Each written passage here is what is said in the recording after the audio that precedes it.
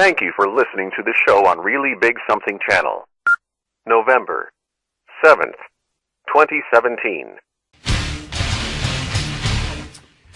106 here on the great WRKO. Jeff Kuhner, Boston's bulldozer, cleaning up the liberal bull.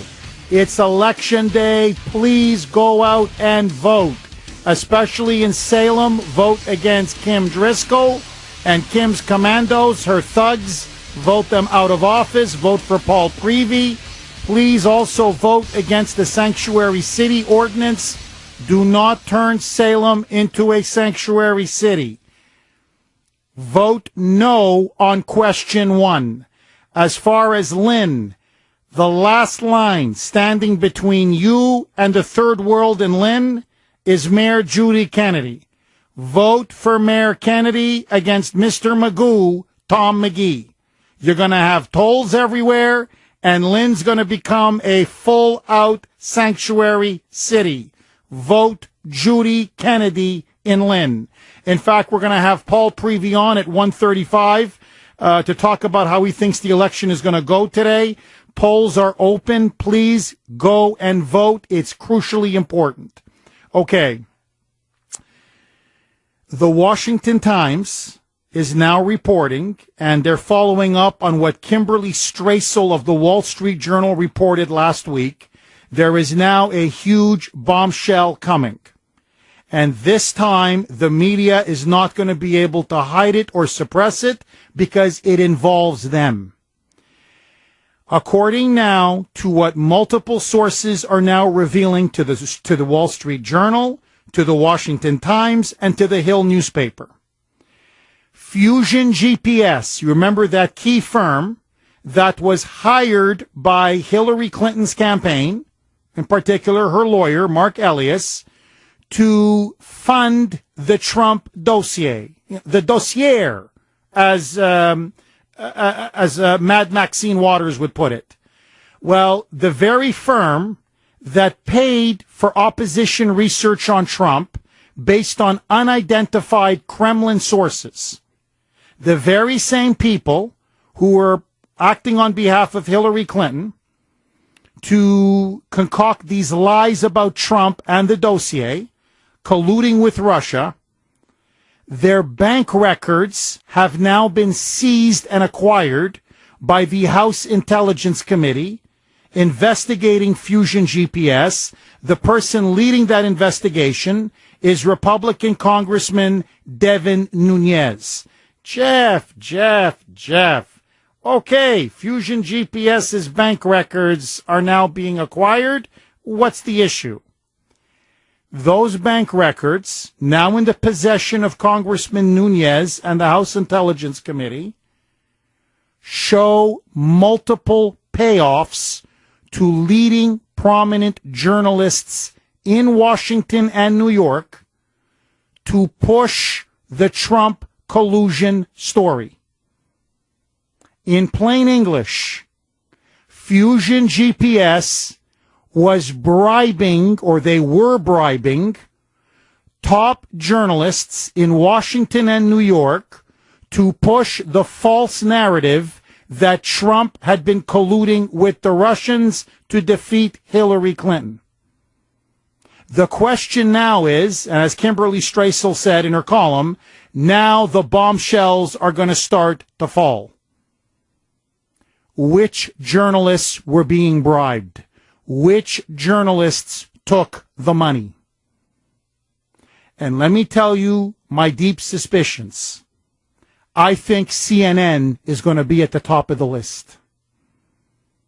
I think MSNBC is going to be at the top of the list, but I think CNN in particular, mark my words, you're going to see these journalists are going to be connected to some of the biggest media outlets in Washington and New York. They were on the take. They were taking money. They were being bribed to push a completely bogus false story that Trump was colluding with the Russians.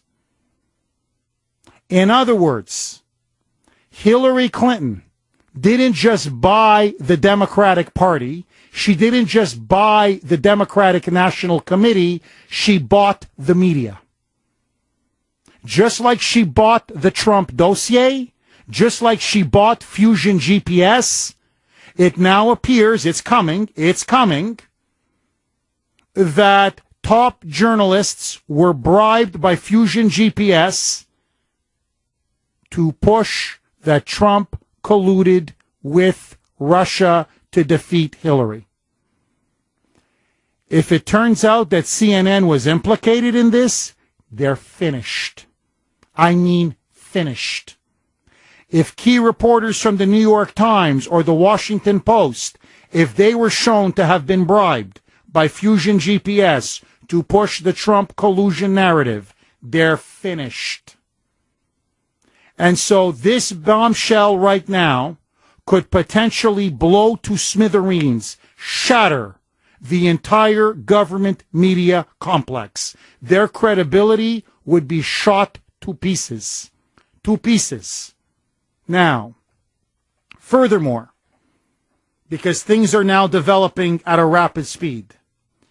Furthermore, according now to John Solomon at the Hill newspaper, he broke another huge story. He's acquired the memos, listen to this, that James Comey drafted, in which in the memos, remember, Comey was then FBI director. He was investigating Hillary's illegal use of her private server. In that draft memo, he laid out the case and in fact specifically said that Hillary Clinton had compromised top secret national security information through her private server, that in fact we know that 6 countries, among them Russia, China, and Iran, had hacked her emails, that she had engaged in, according to Comey's term, in that draft memo, quote, gross negligence. So in the draft memo, he actually says that the evidence is so overwhelming that Hillary Clinton committed gross negligence. That means that's a felony. That means it was a criminal act. That means she should have been indicted. And yet somebody changed that memo, the wording, to change the legal standard. They edited the words gross negligence out and replaced it with the term that Comey would eventually use at that big press conference in the summer of 2016, extreme carelessness. In fact, listen now to Comey. In July 2016, if you remember, it went on for about 15 minutes.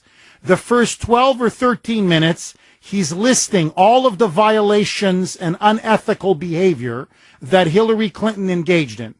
And you think he's leading up to, well, he's going to indict her. And then he used this very curious phrase. Roll it, Brittany. Although we did not find clear evidence that Secretary Clinton or her colleagues intended to violate laws governing the handling of classified information, there is evidence that they were extremely careless in their handling of very sensitive, highly classified information. For example, 7 email chains concern matters that were classified at the top secret special access program at the time they were sent and received. Those chains involve Secretary Clinton both sending emails about those matters and receiving emails about those same matters. There is evidence to support a conclusion that any reasonable person in Secretary Clinton's position or in the position of those with whom she was corresponding about those matters should have known that an unclassified system was no place for that conversation. And he went on and on. But the point is extreme carelessness. Now, I argued at the time, and frankly, this is not a unique argument. Most legal experts argue this, to show you how unqualified Comey was to be FBI director. In most state court jurisdictions, a judge will in fact instruct the jury gross negligence is extreme carelessness. That literally there's no difference, except one is a legal term and the other one is more of a popular common term or common phrase. So in a court of law, when a jury says, well, if this is extreme carelessness, is that gross negligence? A judge will say, yes, gross negligence, extreme carelessness is the same thing. In terms of the law, however, you have to say gross negligence. Now, why is this important? Because somebody edited out gross negligence and replaced it with extreme carelessness. In other words, lowering it from a legal standard that would have sent her to jail. The question now is, because no one's known about this memo in the past, the question now is, who did it? In other words, who went in there and edited that memo, which you would eventually read, and took out or replaced gross negligence with extreme carelessness? Who did it, or who gave the order to Comey to edit out gross negligence? Because whoever did it engaged in obstruction of justice. There's no getting around this fact. None whatsoever. And so, the more we look at this, the more the question is obvious. Why is Hillary Clinton not facing a special counsel?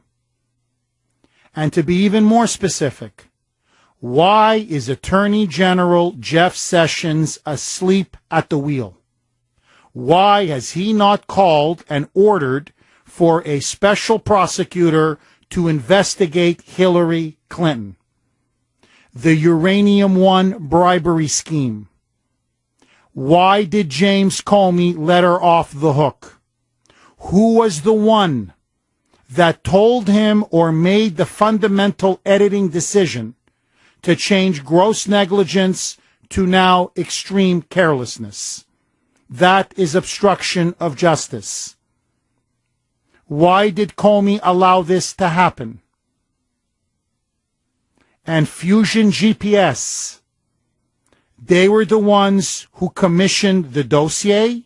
They were the ones who wrote the phony dossier, which is the basis of Mueller's investigation, the basis of the FBI investigation. Now we know not only that Hillary paid for the dossier, but now it's come out that Fusion GPS was bribing top journalists in Washington and New York to push the phony collusion Trump narrative.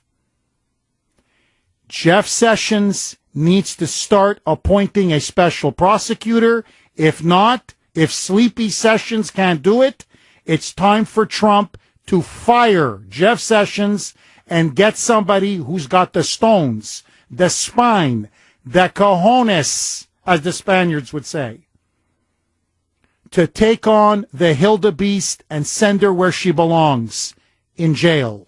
617-266-6868 is the number. Your calls next. 124 here on the great WRKO. Okay, Fusion GPS, it's now been confirmed. Their bank records show that they had numerous prominent journalists on their payroll. They were bribing them to push the phony Trump collusion story. The question now is, who are they and how prominent are they? In other words, is this CNN? Is this the New York Times? Is this the Washington Post? Hillary Clinton may have not just bought the Democratic Party, she may have actually bought much of the media. 617-266-6868. We're going to be discussing this at 2:35. However, the poll question of the day: should we ban tobacco in Massachusetts? One town is now leading the way. Should there be a prohibition on cigarettes? If you believe the answer is yes, text the letter A to 680-680. If you believe the answer is no, text B to 680-680. The poll question is always powered by Bill Kelly Financial Services, and you can vote online at WRKO.com. Brittany, what are the results thus far? 86% no and 14% yes. Lou in Rhode Island. Go ahead, Lou. How you doing, Jeff? You're on fire today. Thank you, Lou. Couple things. First of all, whoever said that Mueller only has to go after Trump, or that Trump was the only one aided by the Russians in the campaign. I think we've discussed this before. I think Hillary was knee-deep with the Russians during the campaign. It's been pointed out with the dossier and everything else. And, even Donna Brazile, who's now bailing ship with the Democratic Party, because there's a lot of dirty stuff going on there, and I think she's getting out while the getting's good. She even said, when she was talking about the Seth Rich murder, that she talked to the FBI, and the FBI sees no link between the Russians and the murder of Seth Rich. So you would think that they would be the ones who would probably knock him off if they were involved in all this collusion, don't you think? And I think the fact of the matter is that Hillary is the one who's knee-deep with Russia. Mueller needs to investigate Hillary as much, if not more, than he needs to investigate Trump, because I think that she was the one that was in bed with the Russians. I think the Democrats were in bed with the Russians, and I think the Democrats, along with the media, I don't even think they had to pay them, went along and concocted this story about the Russians helping Trump. And now they're just trying to run with it. But I think there's a lot of dirty stuff going on in the Democratic Party that's going to be exposed. It's going to show their collusion with Russia. Bingo. Lou, you're dead on. Now, this fusion GPS thing, I'll tell you why it's huge. Because this will now strike at the very heart of the credibility of the mainstream media. So, can you imagine? I don't know, take a top journalist at CNN. We're no longer talking about colluding with Hillary to steal it from Bernie. We're no longer talking about them being naked cheerleaders for Hillary against Trump. You're now talking about them being on the payroll. You're now talking about them taking money, being bribed. Hey, my friends, this is Eastern Europe now. This is what they do in Russia. This is what they do in Mexico. This is what they do in banana republics, where the media is on the take. They're literally in the pocket of the politicians. This will shatter them. And that's why Kimberly Strassel, she wrote a very provocative column in the Wall Street Journal. She said, you don't understand, this thing with Fusion GPS, the dossier is just the tip of the iceberg. She said there's going to be bombs falling. And a lot of people, her words, a lot of people in the media are going to get taken out. My bet for CNN. And if they were taking money, to me, take away their license. Because they're just as crooked as Hillary. Andy in Nebraska. Go ahead, Andy. Hey, Jeff. First of all, I can't believe a 16-year-old has to tell James Comey being extremely careless with national security is still against the law. And I have a couple of more points. I think the answer to the question of who's on the payroll Fusion GPS, I think the answer is all of the above. And as to who edited the Comey memo, I think there's two prime suspects. It could be both who did. Andrew McCabe with the Clinton Foundation having donated a large amount of money to his wife's congressional campaign, and Loretta Lynch famously telling James Comey to reduce the scope of the investigation to a quote matter and threatening him. Andy, look, and thank you for that call. Look, I don't think Mueller is going to survive this. I don't think Rod Rosenstein is going to survive this. If there's any justice in America, if we don't have a two-tier justice system, Hillary doesn't survive this. I'm telling you right now. So the next couple of months, you're going to see what's going to happen. I'm just telling you right now, look, this Fusion GPS, if those bank records get leaked, you're going to see a lot of journalists be tarred and feathered and hung out to dry. The other shoe is about to drop. Okay, for the latest on the massacre in Texas, let's take it to Evan Heidenrich. 136 here on the great WRKO. Okay, election day today. Big local elections. Obviously, will Bill de Blasio retain being mayor of New York? There's a huge race in Virginia between Republican Ed Gillespie and the Democrat. But here in Massachusetts, we've got some really interesting tight races. One of the most closely watched will be the one in Salem, where incumbent Democratic Mayor Kim Driscoll, who wants to turn Salem into a sanctuary city, is going head-to-head with independent Paul Prevey, who has waged an insurgent campaign and may be on the cusp of a major upset. And joining us now is Paul Prevey himself. Paul, thank you so much for coming on the Kuhner Report. Thank you, Jeff, for having me. I appreciate it. Paul, obviously I want to talk to you about taxes, schools, crime, education, other issues. But this has been a very negative campaign from Kim Driscoll. Her people have come after your supporters very hard. They've even played the race card. You know what they say? Yep. When they're losing, racism is the last refuge of the scoundrel. She's accused your supporters of being members of the Ku Klux Klan, of being white supremacists. So I just want to give you a chance to refute the accusations coming from her camp. Paul, let me ask you point blank.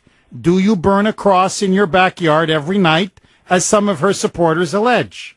No, I don't, and it's perhaps one of the most ridiculous things that I've ever seen in my entire life. I've never been accused of being a racist or a white supremacist, but, you know, there's people on Facebook and online, social media, constantly going after me and my supporters, saying that, you know, we're white supremacists, we've got white privilege and all this other business. And despite the fact that people will point out that I'm openly gay and I'm married to a Mexican immigrant, they'll still come back and say, well, it's because of, you know, white privilege and it really means nothing. So it's completely irrational on their part. And as you point out, it's the last vestige of desperation, because they have nothing else to go on. So they go, you know, to the lowest common denominator there is, and that's to start accusing people of being racist and white supremacists and all kinds of other crazy things that, you know, people just can't even believe that they're being accused of. Paul, I've got to say, you're a very classy guy. She and her people have gone really in the gutter. And before we get into the issues, I just want to ask you this final question on this. Do you sense that there's enough momentum now for change in Salem, that this is why they have to resort to these kinds of ridiculous libel, smears, and slanders, because she knows tonight could be her Waterloo? Yes, absolutely. And we have been getting a lot of momentum in the city. A lot of people are energized about my campaign, and people are really sick and tired of these divisive politics and divisive rhetoric that really has ended up dividing the city. Obviously, the sanctuary city issue was one of the watershed moments of that happening within the city. And prior to that, you talk to anyone who has spent their entire life in Salem, they've never seen anything like it.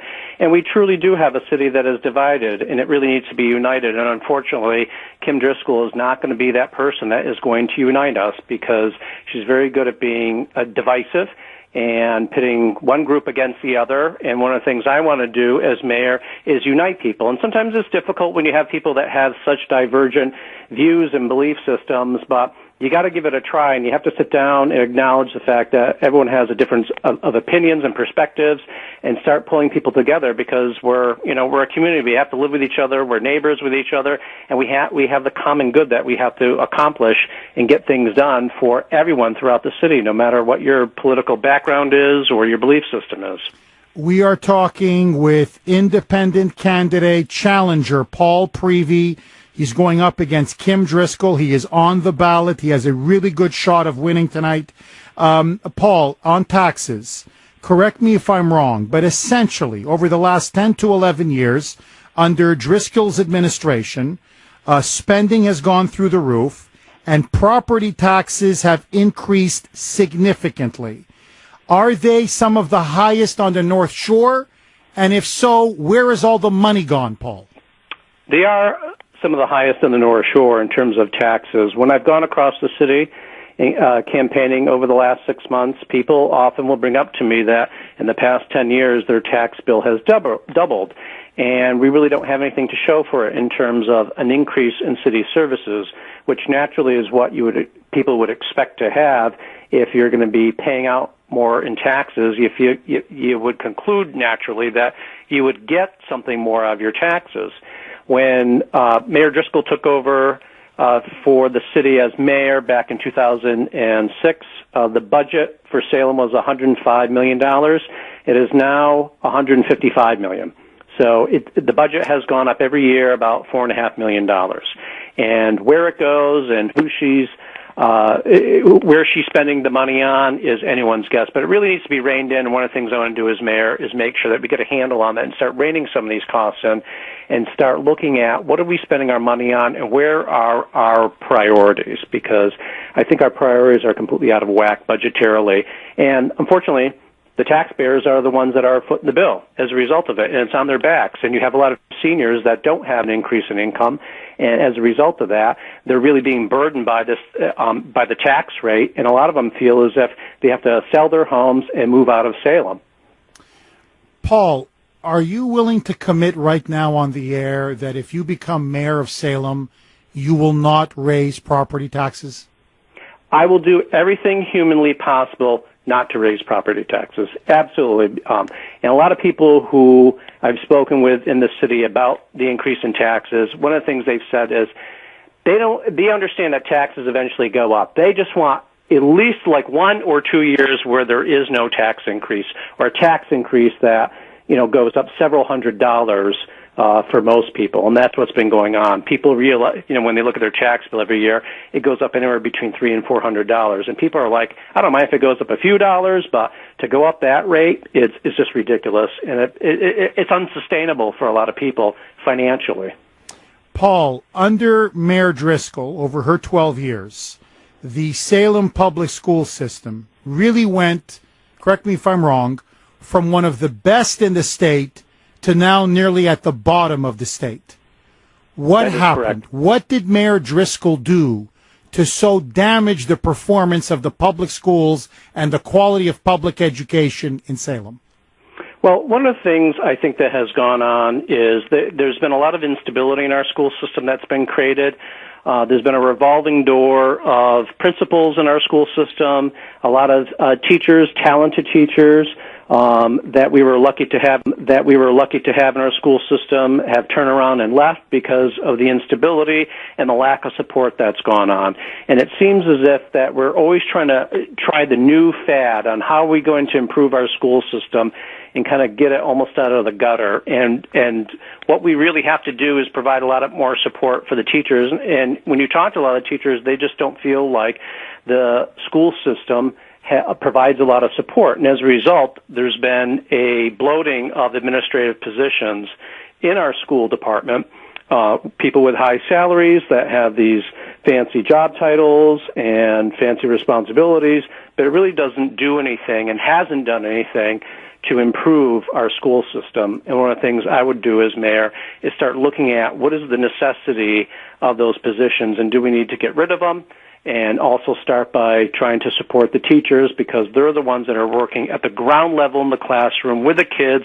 They know what the kids' challenges are. They know what their needs are, and provide that support to the teachers so they can start making the improvements so we can become a great school district again. We are talking with independent candidate Paul Prevey. He is challenging Mayor Kim Driscoll. Please go out and vote for him today. It's extremely important. Paul, you touched on the bloated administration in terms of the school system. Has Mayor Driscoll, has Kim's commandos, has she filled it up with her hacks? Well, some of the people I understand that occupy those positions have come from various different school systems, Boston school district, and also the Kennedy School of Education, I think is what it is, where people look good on resumes, but they really don't have a lot of classroom experience. And these people have been taken into the school district, and they have these functions that they perform, but there's been no proof whatsoever that they've been able to provide any type of support for our school system and make any improvements. And what they do is they end up padding their resume and they turn around, and then once they've been here for a few years, they leave on to the next school district and kind of leave us in the dirt. And we got to stop that trend. We have to provide a lot more stability to our school system, and these administrative positions really doesn't seem to be achieving that. Paul, Mayor Driscoll has made a point that she has sent all of her kids to the public schools in Salem because she says that's how good they are, that's how much confidence she has in them. But my understanding is that she sent one of her daughters actually to a private school, St. Mary's in Lynn. Am I wrong? And is she a hypocrite on this issue? You are not wrong. She did send her daughter to St. Mary's, and I don't want to get into and it's tough because when you're mayor, I do believe you have to set an example. If you're up there preaching that we got a great school system, you should send your kids to the public school system that you have confidence in and that you say you do. But at the end of the day, parents have to make individual decisions regarding their kids. So I wouldn't necessarily call her a hypocrite, but, people just have to make that judgment themselves. I don't have kids, so I just don't feel like I'm in a good position to even make that judgment. Paul, we've got about a minute left. This is your chance now to speak to the undecided or last-minute voters in Salem. We have a huge audience. Why should they elect you mayor of Salem and not Kim Driscoll? One of the reasons they should vote for me is because I want to return City Hall back to the people. I want to make sure that City Hall represents all the voices throughout the entire community in Salem. And I believe over time, and a lot of people believe over time, that Mayor Driscoll has gotten to the point where she just listens to a select group of people and that she's forgotten why she is in office and who the people are that put her there. And I want to return representative government back to the people and make sure that Salem is a united city and that everyone throughout the city feels that they have equal representation and that they have a fair shot. Everything goes on, they're treated the same and fairly. Paul, that's why they should vote for me. If I was living in Salem, I would vote for you, but alas, I don't. Paul Prevey, independent candidate challenging Kim Driscoll. I urge everybody in Kuhner country, please vote for this man. Paul, do everybody in Salem and frankly everybody in Massachusetts a favor. Clean her clock tonight. Do me that favor. Jeff. Thank you very much. Paul, take care. You too. We've been talking with Paul Prevey, independent candidate. If you live in Salem, you want to get rid of the corrupt and incompetent Kim Driscoll administration, this is your chance. 617-266-6868. More with your calls. Next. 154 here on the great WRKO. Okay, there's going to be two groups voting for Kim Driscoll in Salem. Number one, the illegals, because that's where all the money's going. Well, and they're also lining their pockets, okay? Driscoll and her minions are all lining their pockets. But a lot of it is going to the illegals. And the other one are the big construction companies. These construction contractors have been just lining her administration's pockets. And so the only question I have now for Kim's commandos and for Mayor Kim Driscoll is, what's your price? How much does it cost for these big construction contractors to get into the front door and, get a nice boondoggle on the public's dime? I just want to know, what's your price? 617-266-6868. Are you like Hillary? Are you more high-end? Or are you more Bernie where it doesn't take very much to buy you off? I'm just curious. High-end or more like of a streetwalker? Arthur in Chestnut Hill. Go ahead, Arthur. Well, I got to tell you something. It's been a long time since I heard a gentleman like that who obviously is not a politician but loves the city and wants to go and run and to clean it up and has had enough. And you know what? Everybody listening to your voice, whether we live in Salem or not, or if we run the surrounding communities, ought to go and get signs and show a lot of support for this guy because we're at war with these people. And this is our opportunity to go and clean it up, and it's got to start with the first victory. I'm with you, Arthur. Now, Arthur, I'm just curious. What do you make of Fusion GPS? What do you make of this stunning revelation of a memo that Comey actually wrote saying he was going to charge her with gross negligence, and then somebody either changed it or ordered him to change it? Well, you know what? America, you know what we need, Jeff? We need a white Eric Holder, a guy who didn't give a crap and went out there and did whatever the hell he felt like because, you know what? They did whatever they wanted for 8 years, and the way they have smirks on their face, you know, the way they walk around like Hillary Clinton doing interviews, and these people, and that Rosenstein with that smirk that he has, they seem to know that there's nothing going to happen to them. They seem to know that they have all the power, and we don't. And they're right, we don't. We don't have the media. We don't have. Trump says there's nothing he can do. He's the president. He can't order. The attorney general to do anything about it. Well, I think that's a bunch of crap. When people break the law, they break the law. And he should have got rid of Mueller a long time. Not only should Mueller not be the special prosecutor, he should be indicted with the rest of them. Bingo. Arthur, I couldn't have said it better myself. He's got to I think it's time now to get rid of... Look, I like Jeff Sessions, but wrong guy for the wrong job. Jeff Sessions, I think, needs to go. Bring in a Rudy Giuliani type. He broke the mob. Well, now you've got essentially a political mafia running Washington. Bring Rudy to clean up the mob a second time. Have him be attorney general and just start cleaning house. Fire Robert Mueller, indict Hillary, indict Bill Clinton, indict Loretta Lynch, indict Eric Holder, indict the whole stinking gang and clean them up in Washington. Okay. I would be remiss if I did not at least touch on this story. So, I keep going on about how the politicians here keep raiding the road fund, and so we have such horrible roads. Well, listen to this. We also have one of the longest commutes in the country. I mean, I'm not telling you anything you already don't know, but I want to show you, forgive me, how we're big heavyweights.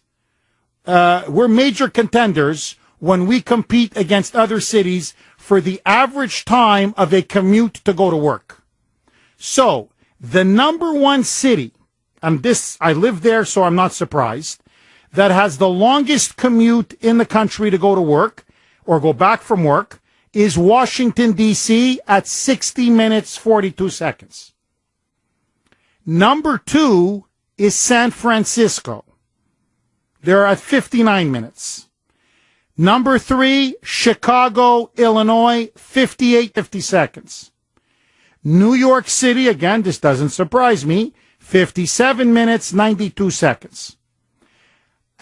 This one kind of surprised me because I'm thinking, where's Los Angeles in all of this, right? Dallas, Texas came in at number 5, 54 minutes, almost 55 minutes. Seattle, Washington. This one surprised me. Number 6. Number 7, Boston, Massachusetts. It takes an average commute is 53 minutes. We are just ahead of Los Angeles. Los Angeles is number 8. Philadelphia, number 9.